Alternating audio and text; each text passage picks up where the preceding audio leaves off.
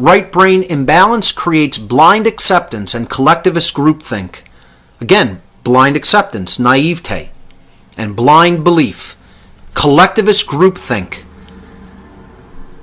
leading to a condition in which willing followers will readily submit to, quote, authority. And this is where they need to keep the population, in this state of right brain imbalance, believing in religion like the New Age movement, believing in religion like government. This is really the key, is the coming out of this kind of right brain imbalance and not be susceptible to going into the left brain imbalance either, to maintain balance between the brain hemispheres, because we will not act as slaves, readily submitting to authority and acting as cattle in total collectivist groupthink, which is what so many quote-unquote liberals act like. You know, do anything the government tells you. They want a bigger state. They want a nanny state. But we won't go into the form of left brain imbalance where, oh, we need to, be the policeman of the entire world instead of being an example. And that sends us into left brain imbalance, which so many neoconservatives are in.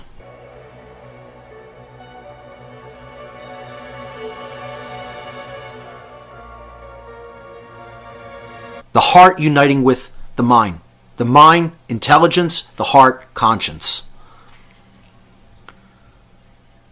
This is bringing all of these different aspects of the human together as whole, as a whole. We're not divided anymore. Becoming a true individual means you're whole, individuated, non-divided, not separate. You become one with yourself, with the higher aspect of the self.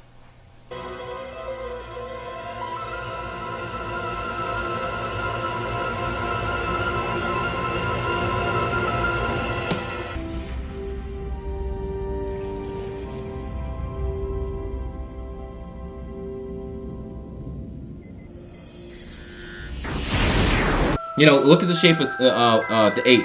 2 circles. What goes around comes the infinity. Yeah. The 8's the infinity. Karma. So that's why people who have that 8 energy tend to be extremely karmic.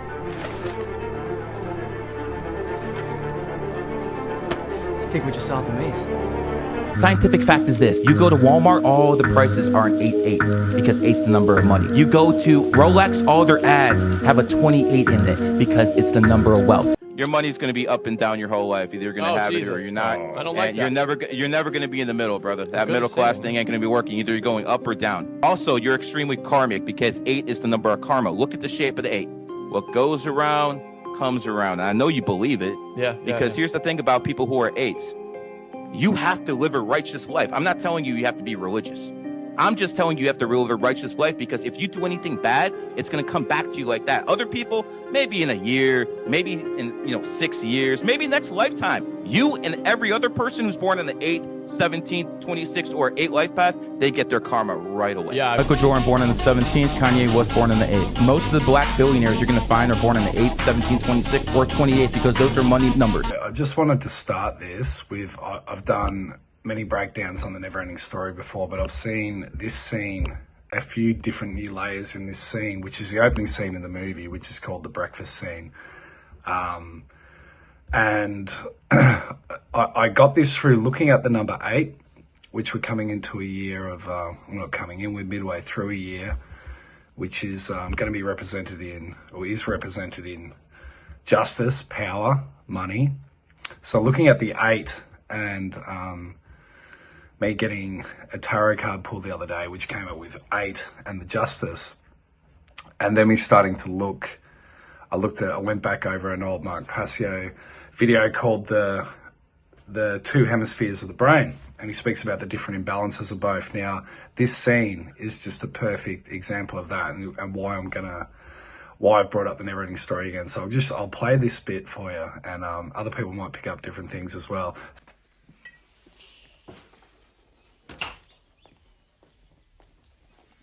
The scene starts in the kitchen, right? A place historically of the woman, of, the nurturer and the carer. But in the movie, the mother is dead. And Bastian, whose name actually means creator. Now, this is epically written movie and book. But Bastion means creator. So I'll play this first bit and then I'll tell you what I got. Morning, Bastion. Morning, Dad.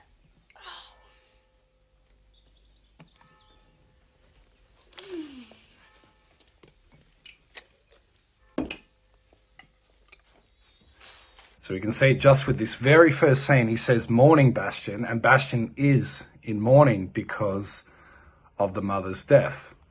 Now, Bastion is representing the right hemisphere of the brain, or the feminine part, and the father is representing the left hemisphere, but they're both at a balance. They both need to come together.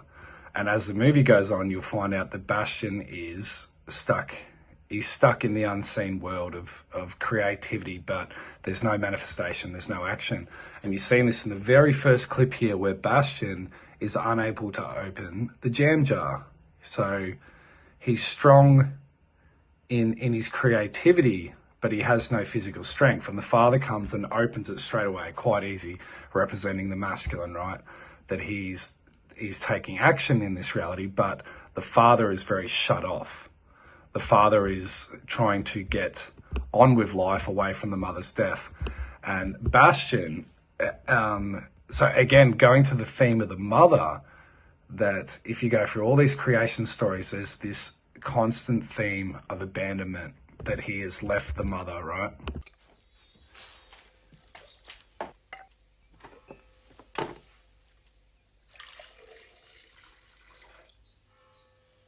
I had another dream, Dad, about Mom. I understand, son.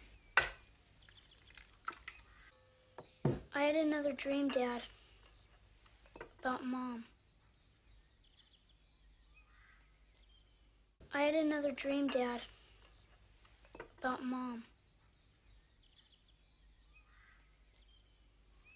I understand, son. So what an epic moment there. He said, I had another dream, Dad, about Mum. So he's talking about the unseen, his care and compassion and his memory, and also his feeling of abandonment that his mother's left. The dad stops carrying an egg representing of the woman, then thinks about it, and then goes on to crack it, right? Now, Mark Pasquier has mentioned before that in the Betty Crocker example of where they were trying to market cake mix for women back in the 50s or the 60s, and no women would buy it. And then what they did as a marketing ploy that went straight to the subconscious of woman of creation and care, that they wrote on the cake pack mix, add 2 eggs, and just through, or add 1 egg. And just through that slight but brilliant subconscious programming of the woman, that they said add 1 egg, then the woman knows that I am putting my life force into it, right? That symbol of the egg. So the fact that he cracks the egg and that eventually drinks it, right? This is showing that the mother is still there, but the father's more about getting on with life, where the son is caught in the unseen, right? Now listen to what the father says. I understand, son. But we have to get on with things, right?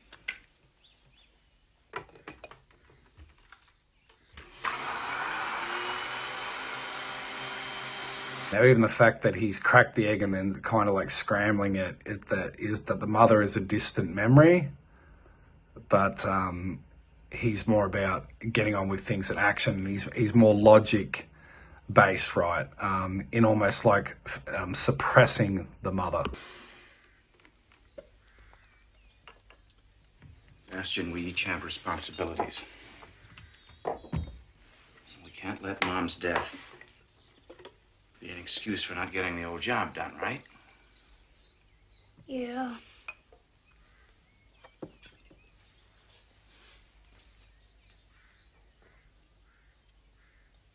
Even within the posture of the father's ready. He's up.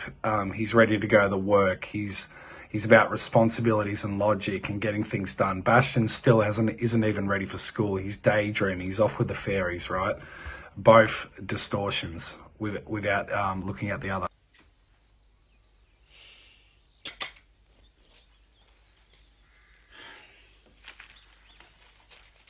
Son, I think it's time you and I had a little talk. I got a call from your math teacher yesterday.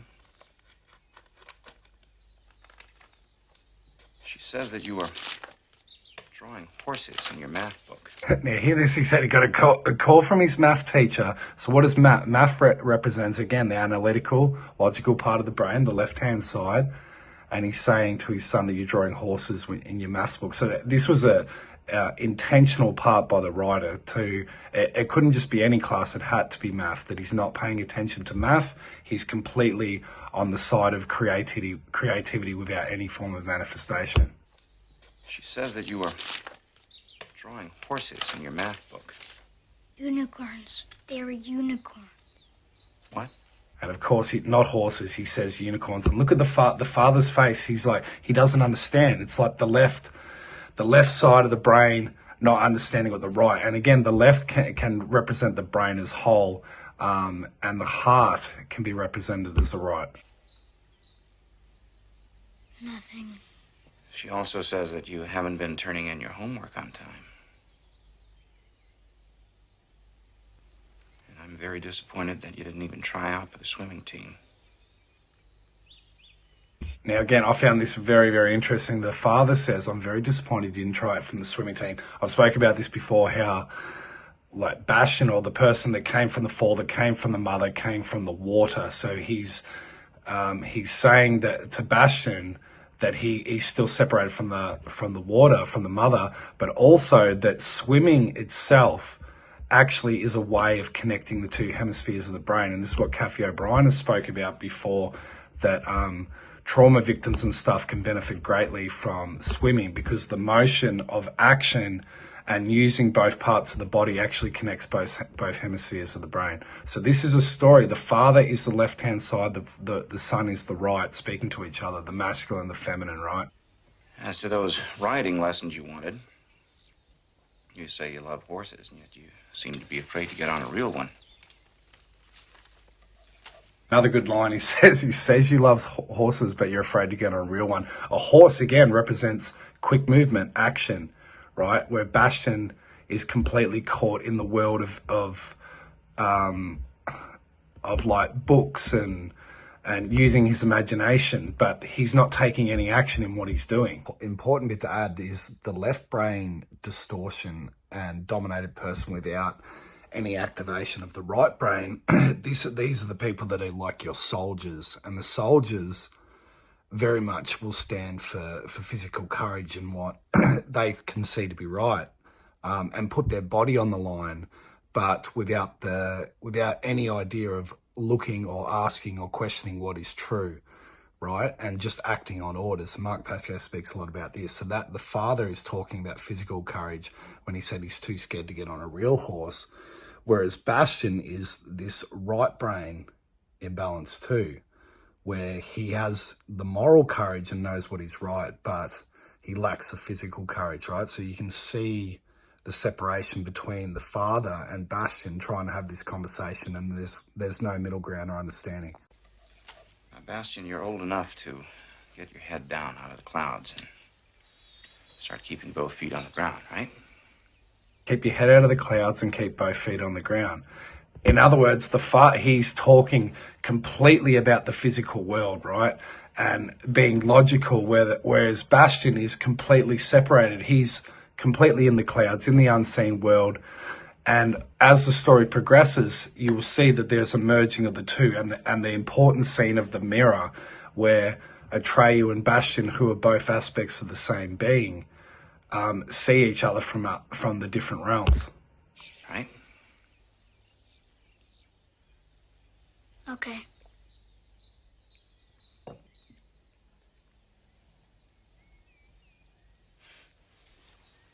Stop daydreaming. Start facing your problems, okay? Okay. Okay. Yeah. I think we've had a nice talk. We should have more. You have a good day, son. Don't be late for school again. But yesterday I wasn't. So yeah, pretty cool. And if Bastian in one of the final scenes, what he has to do to save the world of his creation, because he is Bastian the creator, is to give the Empress a new name. And the Empress says he doesn't understand that he's the one who has the power to stop it. He doesn't understand that he's the one who has the power to stop it. He simply can't imagine that one little boy could be that important. Is it really me? Maybe he doesn't know what he has to do! What do I have to do? He has to give me a new name. He's already chosen it. He just has to call it out. But it's only a story. It's not real. It's only a story. For a boy that has spent his whole life daydreaming and in the unseen, he still doesn't have the ability to see that his own potential of his own creativity. And that's what this was represented. And it shows the power of the programming of the logic and what has been a left brain dominated society, that Bastian actually says, I have to keep both feet on the ground, which is exactly what his father said, keep your head out of the clouds and keep both feet on the ground. Dream, Bastian! But I can't! I have to keep my feet on the ground! Now, Bastian, you're old enough to get your head down out of the clouds and start keeping both feet on the ground, right? The whole adventure of the story that he's been up to that point, that's still that ringing program in the back of his head, the completely left brain imbalance is still having an impact on his creativity and saying, no, I have to keep both feet on the ground. Atreyu, no! Atreyu!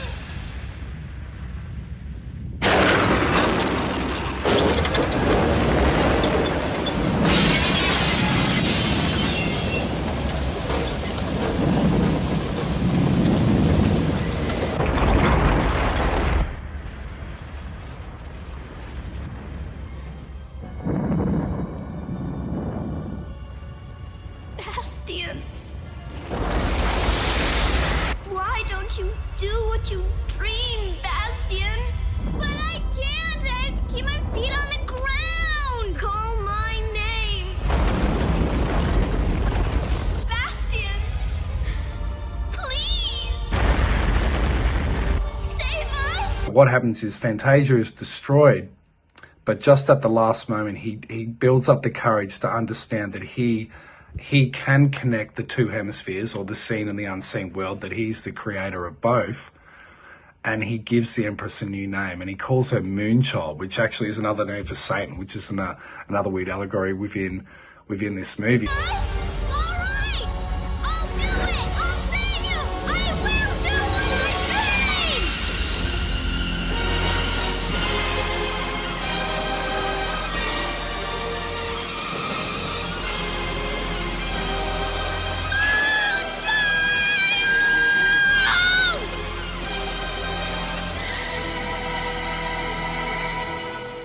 Eventually, everything is destroyed, and all that is left of the world is a grain of sand. And this is the merging of the two hemispheres, that she delivers the grain of sand to Bastian. She gives it to him and says that he can create whatever he wants, because this is his name. His name is Bastian. He can create whatever he wants, and there is no limitation on his creativity. And he finally understands that he's the one that has the power. Why is it so dark? In the beginning, it is always dark.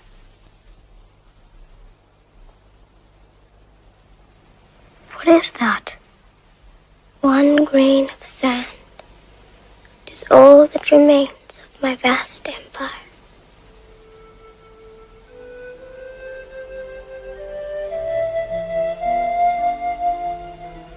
Fantasia has totally disappeared? Yes. Then everything's been in vain. No, it hasn't. Fantasia can arise in you from your dreams and wishes, Bastian. How? Open your hand.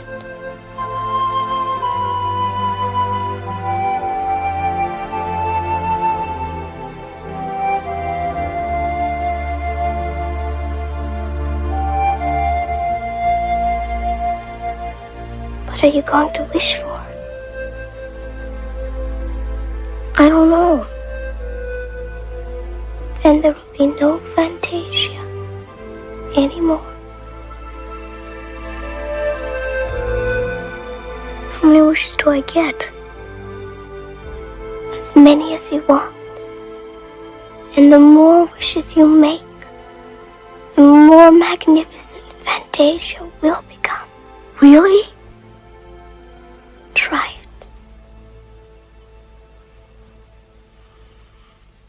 And then in the final scene, he jumps on the luck dragon, and beautifully, as within the hero's journey, the master of two worlds, it comes right back to the original scene of the movie where he's being chased by the bullies, but he's a coward, and he doesn't want to fend off these bullies. He can't impact the physical reality. He has the creativity, but he has no impact. He's taken no action within his own life to alter his circumstances in which he's continually being bullied. That they're telling us this is happening on a daily to him. And then what he does is he brings the luck dragon from the unseen into the seen. So he's merging the two different realities. Belcourt's even more beautiful when I saw it!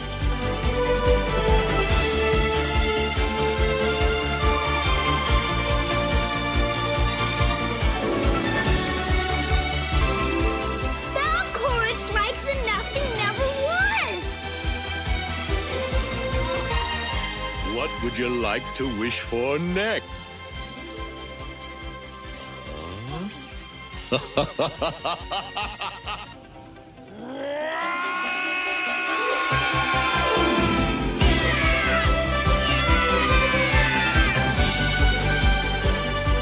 there they are! It's a monster! Get up, Belcourt! Make the idea like a chicken! Got him!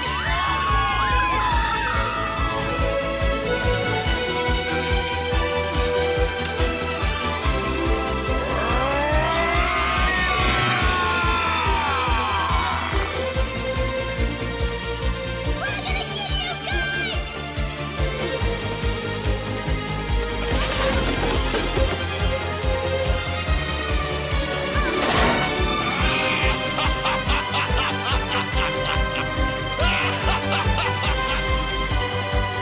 And he's able to bring something back from the unseen reality into this to impact it, right? So it's a perfect example of the merging of the two hemispheres. And this is what I'll bring and show you that is represented in the number 8 as well. I've been seeing this number 8 everywhere, and then it made me think, so it got brought up in our SDE chat again, and Donovan did a chat with Art. The first podcast we did actually was on 2024 being the 8th year. Trump as a archetype is the embodiment and the manifestation of that 8 energy, right? So it's, you know, and the other thing about the 8 issues, it brings up daddy issues, right? So what Trump is Trump an 8 with his birth? He's actually got a lot of 4s and 1s in his numerology. He's got a heap of 4s and 1s. It's been ages since I did his birthday. I can't remember what his actual life path is. So when we look at 2024, what have we got? We've got a 2, a 0, a 2, and a 4. So we've got 2 2s. Now, this double 2 energy has been there since the year 2020, right? Now, we talk about fractals and cycles of time. When you think about it, that 202, right, has been there 2020, 2021, 2022, 2023. Now we're 2024. But that the 2 2s and the 0, which is the amplifier of the 2 energy, has been there ever since 2020. So what we're actually living out is an expanded fractal of what we experienced in 2020, right? So in 2020, we had to make choices. This is what the 2 is about, making choices and understanding the cause and effect of those choices, right? Because it's about polarity, it's about decisions, it's about positive and negative aspects, and it's about all of that. And with the 202, it's amplified, and we've had that since 2020. So in 2020, we had to make a decision. Am I going to go get the needle? Am I going to wear a mask, or am I going to not? I'm going to kick back. Am I going to follow orders? Am I not? Am I going to self-isolate? Am I not? Am I going to self-censor, or am I going to speak my truth? All those things that we were condensed into 2020 is now on a larger fractal, and we're the fourth like cycle around that now. So the two, we dropped the 0, right? We get 2 2s. We got 22 and the 4 in 2024. Now, 22-4 is a master number, okay? Now, it doesn't mean it's a better number, and I always I'm very repetitive saying this to people. Someone comes up to you and says, I got a master number, right? Oh, people love I'm a master number. Yeah. It's kind of like, it's a real love and light community thing, right? Oh, I'm a master number. Well, I actually am one. I'm a 33-6, but because I've really delved into it, right? It's like, don't be too happy about that, because what actually happens is, like all things you understand, Dale and Maddie, in existence, if you've got the equal and opposite polarity of everything. So you get double the blessings and double the powers and abilities, but you also get double the challenges, right? So under this 22-4 vibration that's within the 2024 code, what we're all embracing as humanity and the collective is this master 22-4 number vibration of, I need to overcome something to master, right, that which I want to manifest. 4 is the physical manifestation, okay? And that leads into the 8. The 8 is the absolute powerhouse of manifestation. So just to try and keep it, succinct. So 22-4 says, I need to face what I need to face if I'm going to witness and experience the world that I want to experience out there. Now, we've been on this journey since 2020, and we've all become very aware that what we do inside ourselves and how we perceive the world, that is what will determine our experience. But it's hitting a precipice this year, hitting a big precipice, because it's going to be in our face, because it all equals 8, right? So we're going to see it out on the big world stage, right? So this is very much a time where, and we've been saying this, a lot of people that are really in a good place, and 2 is balance, right? So it's all about bringing that balance of being here in the physical realm, as well as being aware of your multi-dimensional aspects and bringing the 2 into balance, right? And having those split earth realities, knowing that they're going on simultaneously, that you kind of get to choose how you want to experience that. Some people are going to experience hell this year. Other people are going to experience heaven this year, right? And you can hear there's 2 sort of timelines going on, people having 2 very different experiences. So again, 22-4 manifested into earthly physical realm form. And that is the thing that we're all so that's what makes up the 2024 vibration, which equals the 8. And have some comments yourself. I'll get into the 8 in a minute, but that's what I like to do is like, when you look at the numbers, you're not looking at a number 8. We know it equals 8, right? But you're looking at a 2, a 0, a 2, and a 4. So let's understand that. Weirdly, I had someone pull like just one tarot card for me the other day, and they pulled out,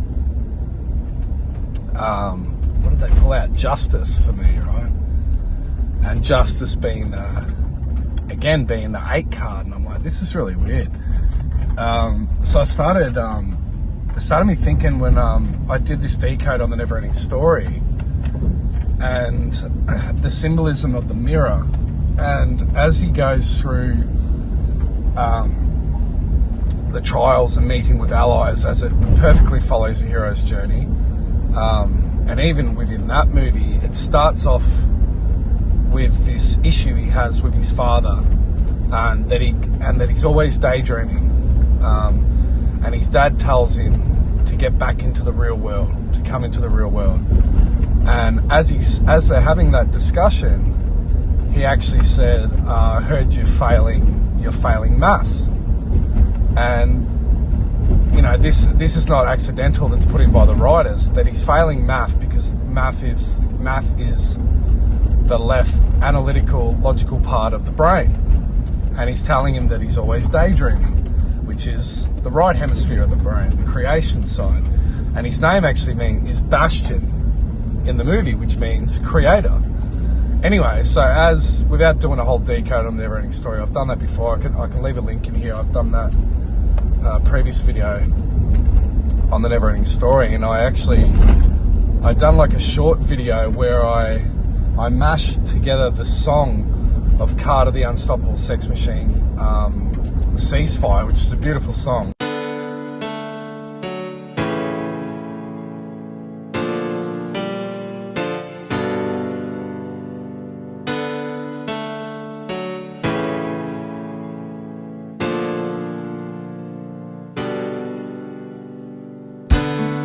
Husband, a wife, and a whore. It's a license to kill the old and the young, the skilled and unskilled. And the priest, bang, bang. I'll pray for the fire to cease. Bang, bang. License to kill the old and the ill, the skilled and unskilled.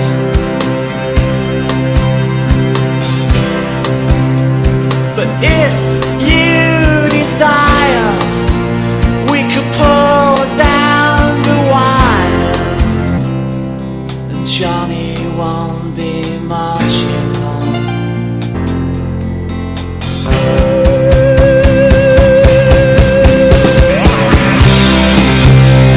But if you desire, we could pull down the wire, if you only cease fire.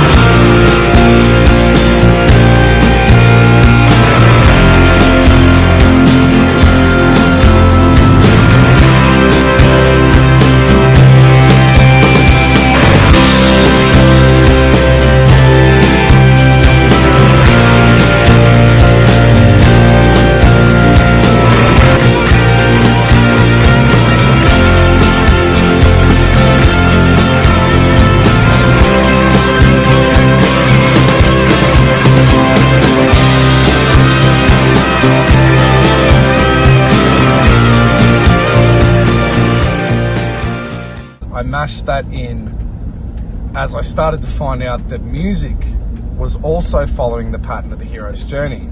And those that are into music and musicians, like, start listening to songs. They don't all follow this formula, but some do more than others. It's the same with movies. And it was really interesting when I had that revelation. I was never told that by anyone. I just started listening to songs, and I'm like, yeah, I'm hearing the patterning of the hero's journey here. Anyway, so I mashed that together, and I put in there one of the important parts as Bastian. So I'll go back. So Bastian is in the so-called real world, or the ordinary world, and himself in the other realm is Atreyu, and he's reading the story and creating the story through reading and engaging with his imagination and creativity in this character of Atreyu, which is him. And as Atreyu passes the first gate, which is like a test of his will and his courage, and especially physical courage, that he's told that the next gate most men run away screaming, that brave men find out they are cowards, and honest men find out they are liars, and all these things. And what the second gate is, a mirror, and that's all it is. And when I watched this as a kid, I'm like, well, that wasn't really challenging. But when you understand the symbolism of it, when he walks to the mirror, and I'm getting to the 8 here, when he walks to the mirror, he looks into the mirror, and Atreyu sees Bastian reading the book, which is creating his story. And then at the same time, Bastian is reading and looks through the mirror, and he sees Atreyu, which is him playing out his creativity in the other realm.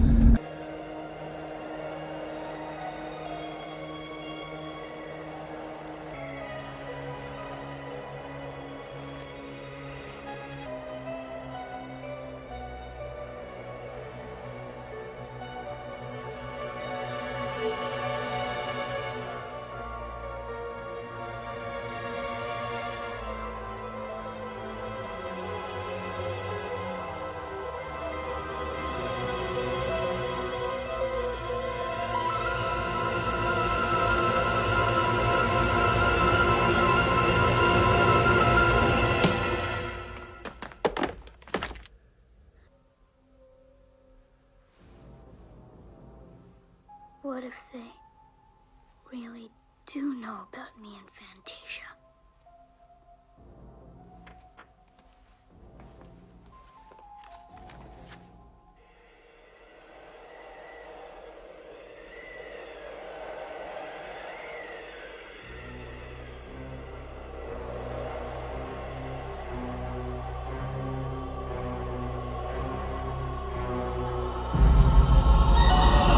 This is the merging of the two worlds. It's the first glimpse into the story that you get of the merging of the two worlds. And the reason I relate this to the 8 is the mirror is the 8. If you put an 8 on its side, it's the infinity loop. And as with everything within a universe of contrast and a universe of duality that I've spoke about many times, that the 8 is both in some form a repeating cycle. You could call it a trap. I don't like that term, but it's a repeating loop. It's a completion of the hero's journey where you merge the two, but it's also an evolution. And the 8 presents, and look, I'm no expert on numerology, and I'd like to have Donovan on again to talk about this more, but the 8, the other way that it follows the hero's journey is if you put a stick in the ground and measured at the same time of every day and put a dot there where the sun was at a certain time every day, this creates a loop. It creates a figure 8. And that's the path of the sun for the year. So it's a cycle, and it's a completion of, it's a micro version of the hero's journey. Now, how I've heard through certain people within the Q circles, which is interesting, because this is why I like to listen to everyone, because you can catch gems everywhere. And what this one guy was talking about was the dark occult ritual of breaking the 8. And because the 8 is a form of unity, and what happens with Atreyu and Bastian when he's looking into the mirror, he sees the other side of himself, the merging of two realities, and the completion of the hero's journey is the master of two worlds, where you've actually conjoined both those realities, both the seen and the unseen, the feminine and the masculine, the right brain and the left brain. All aspects of duality are formed into one, into a balance, right? Through the completion of the journey. And the 8 is actually what I've spoken about before, how the universe works in contrast, that it projects itself this way till it's so far out of balance that it comes back and must project the other way. And that's how light's formed. It goes too far dark, and then it must go light. And this is what's happening to our society too, that we've gone too far back. This is what the flip is. The flip is it swinging back to the other side, but the point in the 8 is the balance in the middle. It's where you've understood both, and that you can see from the vantage point of seeing both polarities that you're now in the middle. Integrated and processed into the being. What controllers want, any form of a controller that understand that this is how conscience is born through a balanced brain, what they want is to keep people in schism, in a mental schism. And this is also a spiritual schism. It's a schism with the heart. It's a mental, emotional, psychological, spiritual schism. And a physical one, because the two hemispheres of the brain aren't operating together as they should. So it's a schism on all levels. It's polarity on all levels. So when the left side of the brain is in a state of chronic imbalance, what happens is the limbic brain, the mammalian brain, the brain that governs emotions, is shut down. That's why a dominator doesn't have any compassion or emotions. The part of the brain that actually sends out the chemicals and the neuropeptides that help us to experience emotion in the physiology is not working properly. It is basically largely shut down. It becomes suppressed. So chronic left brain or masculine dominance creates suppression of emotion and eventually roots us into the reptile brain. The executive command function center of the brain stops being the higher brain. It stops being the human brain or the neocortex, and those command functions get rerouted. And now we're being ruled by the R complex or the reptile brain. That's what a dominator becomes like, a reptile. Instinct, action only, survival, my way. Happens in the opposite instance. What if the right brain hemisphere is chronically dominant? What happens in these three major structures within the brain, these three complexes? Again, this is a very simplified model. The brain's actual operation is a lot more complex than this. But in general, this holds true. When the right brain hemisphere is chronically imbalanced, and that's where, the only functions that we're using, and we're not using the left brain, the R complex loses its power. That's what becomes suppressed.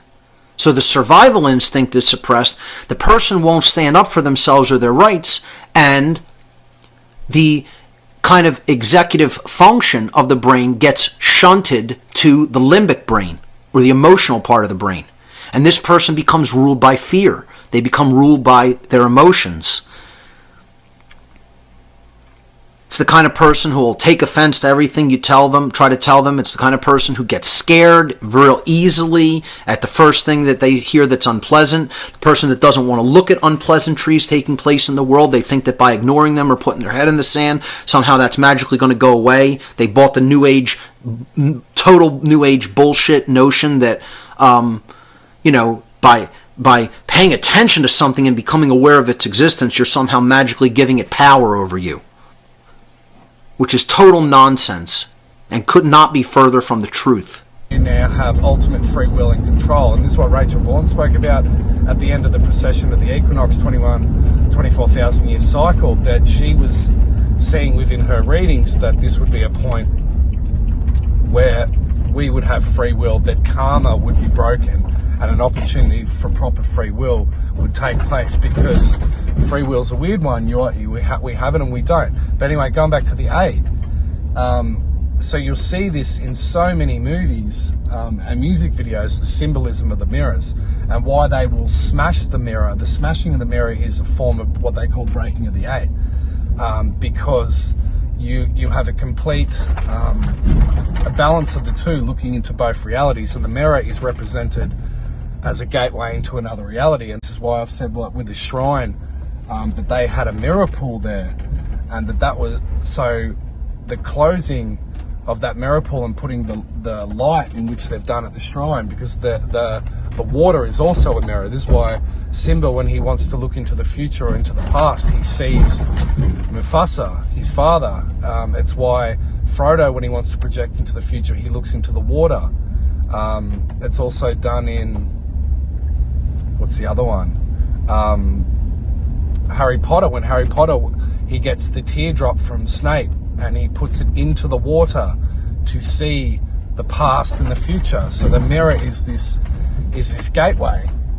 And anyway, so what a way that I've heard it, that they use the breaking of the 8 is to form a separation. So this is what Churchill would use, what is recognised universally as the peace symbol, but in the dark occult, that is a separation. So you have the 8, the middle point of the 8, which is infinity loop in the balance, and then you break the 8. And they use that as an occult ritual to bring forth the scene, or to separate that connection, but to bring forth what is in the other world into this world. The card I pulled was justice, and this made me think about, all right, so we're going into this 2024 year, and what has been the theme so far is like this knife, and what Jason speaks about the taking peace from the earth being the second seal. And you know, there's parts of that even represented in the King Charles painting that came out, that what Jason explained as the red horseman is not red. It's actually within the Greek translation, it's like a fiery red. So it doesn't just represent the knife of the machiara or whatever it's called in the Greek translation, or a small dagger as a weapon. It also represents fire. It's not the color of red, it's the color of fire. And I guess you could say that with the King Charles painting, that it was like a fiery red. Anyway, going back to the 8, so the 8 for me, and look, I'm absolutely no expert on numerology, and this is why I'd love to have Donovan back on again on the podcast, where he can go through this a bit better from his perspective, where he has this intimate understanding of numbers. But I don't. And this is the thing, when I make these videos, I'm not coming from any authority. This is, and I'm not 100% saying anything is absolute fact. I'm just talking through the process of how I'm looking at it. But anyway, within this 8, that, because I think Donovan said 8, or 8 also represents power, and that is why supposedly they call it World War II with the Roman numeral 2. It's not World War II with a numerical 2, it's the 2. So it's World War II to split the 2. And it's the same with like the Twin Towers, although, you know, you can look at that on many levels, that, you know, that was like a birth canal that came through fire to bring forward their agenda, that the 2 towers represented a birth canal. And then, but you can also see that as separation, right? That was a symbol of separation. So anyway, I found the 8 interesting, you know, because this is an 8 year, and this is what 2025, because Donovan was talking about, when we first had him on, he spoke about the 5, and actually the geometry of the 5, where it's got that hook. So if you had it, if you like balanced it on a pole, like the 5, it would swing. And that's the opportunity of a 5, where it can go either way, right? Being a 8 year, 2024, that we're seeing so much of this domestic violence, that it's being highlighted. And we had an amazing talk with Ole Demigard last night that went through the reasonings by why we're doing this, which is quite scary but liberating at the same time. But why is the ultimate form to create separation is to divide the sexes, to divide man and woman, which is no different than dividing the left and right hemisphere or the seen and the unseen world. It's all the same. So, and in the Matrix too, this is what perfectly represented, that Trinity, who is actually in so-called base reality, and Neo, who dies in the Matrix, is joined together by the kiss, the merging of the 2 realities. So I've done a video on the kiss as well, all these movies that have the kiss, like in Adjustment Bureau at the end, when the man and the woman kiss, that's when all the patterns that have been put forward that were programs were then broken, and a new path was formed. Free will came to be because of this merging of the 8. The 8 is actually like a man and a woman kissing. This is how I'm seeing it anyway. So that's the connection of 2 realities, and that you can see that perfectly with Trinity and Neo, that she brings him forward to life by merging the 2 realities. But I did another one when we we were looking at this thing called grandmother spider, which was in the Native American traditions. We were talking about this last year in Sky to Earth, that there's this creation being called grandmother spider, and obviously the spider has 8 legs. And then Clint Walker, who was also on STR, he told us about the story of the spider as well. I think Orbweeder spider, I can't remember what type it was, but he said that this is the spider that connects the stars. It's spinning in a web in what scientists call dark matter. So he used the spider reference too, as far as in the form of creation. And then I started watching the movie Maze Runner around the same time, and Maze Runner, the maze that they're trapped in, which is a perceptual prison that they can't see outside the maze that they're stuck in, and the maze changes every day, right? But there's a patterning to the maze too. So it's telling you it's some form of like controlled artificial intelligence. I think we just solved the maze. Come on. This maze, and in Maze Runner there is 8 sections to the maze, and the section that they get out of the maze is the 7 after they kill this arachnid thing. Now I can't remember if it's a spider or not with 8 legs, but also going back to Lord of the Rings, and this is why these movies are so occult and there's so much good information in them, is when Frodo is about to enter Mordor, he's almost in, he's gone through this whole journey, and what's the thing that almost stops him at the end, and he almost dies, is he has to fight the spider. So the spider is this gatekeeper from stopping him to reach a point of unity to destroy the ring, right? The one ring, because it's like the merging of the 2 realities. But yeah, I had more. I can't even remember like what I was going to say about the 8. But anyway, yeah, I found it. I find it interesting that they're intentionally trying to create this division, especially between men and women, because ultimately that tells me that the reason that they're doing that, because an 8 year is an opportunity for unity, and if you know that unity is coming together, then what do? You create separation. You break the 8.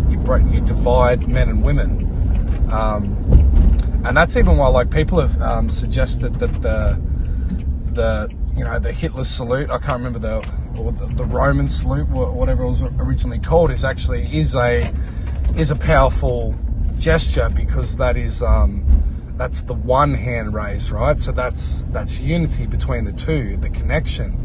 And then the opposing to the Hitler salute was the Churchill, the separation, right? Breaking the 8.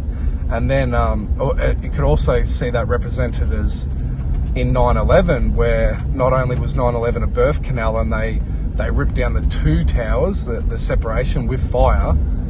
Not only that, but then the monument now to 9/11 is like the black cube pool, but it's a mirror because it's water. So anyway, I thought I'd just chuck that out there, because I did a couple of posts on Instagram about it yesterday, and it was just weird, like because that's kind of how I go, like when things come up, and then I'm like, okay, I'm definitely meant to be looking at this a bit more, because even like, and then someone pointed out that my YouTube subs were 888, and then I looked and I went, fuck, they are. And then yeah, I started seeing it everywhere. So look, I'm absolutely no expert on numerology, but I definitely see the 8 as represented in these movies as the mirror, and the merging of 2 worlds of unity, because like people will say that infinity loop is like, that's a program and it's a cycle that you're stuck in a constant loop. And again, within duality, it is that, but then it's also not that. So the opposite of being stuck in the loop would be the evolution of going through the cycle, right? So yeah, and I think all of this deprogramming is just leading us to a point of free will. And when you have real free will, you then have responsibility, right? Because you have control over your thoughts, emotions and ultimately your actions. And that's what, that's what free will is. So yeah, I'll leave it at that.